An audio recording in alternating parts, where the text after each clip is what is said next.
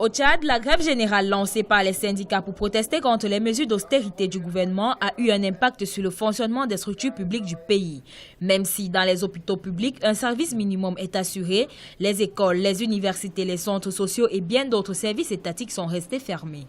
Selon certains acteurs, cette situation pourrait perdurer si le gouvernement ne trouve pas de solution pour apaiser la tension sociale. Pour solutionner la situation, je conseillerais, et j'ai toujours dit ça, je conseillerais à Déby d'exiger à ces dignitaires-là, les dignitaires de pouvoir, qui sont connus par tous les Tchadiens, là, qui ont placé, n'est-ce pas, des millions, des milliards dans des paradis fiscaux, qu'ils rapatrient ça, qu'ils participent au sauvetage de leur propre régime.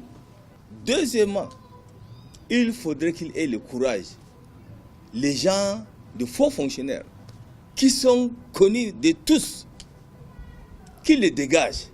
Il va déjà réaliser son économie de 30 milliards. Pour le gouvernement, la réduction de la masse salariale globale des agents de l'État est nécessaire. Car, en dehors des engagements pris avec le FMI, le Trésor public n'est pas en état de supporter une masse salariale de 380 milliards de francs CFA par an. Il appelle par ailleurs les partenaires sociaux à la table des négociations.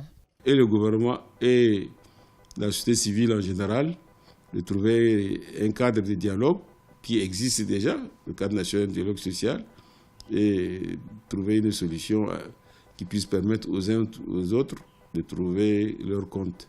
Et il faut préserver cette stabilité que nous vivons aujourd'hui, dans laquelle nous vivons aujourd'hui. Cette crise, elle est mondiale, cette crise, elle est profonde, donc il faut discuter, dialoguer pour aller vers une paix, pour faire en sorte que cette paix que nous avons retrouvée là ne puisse pas être remise en cause.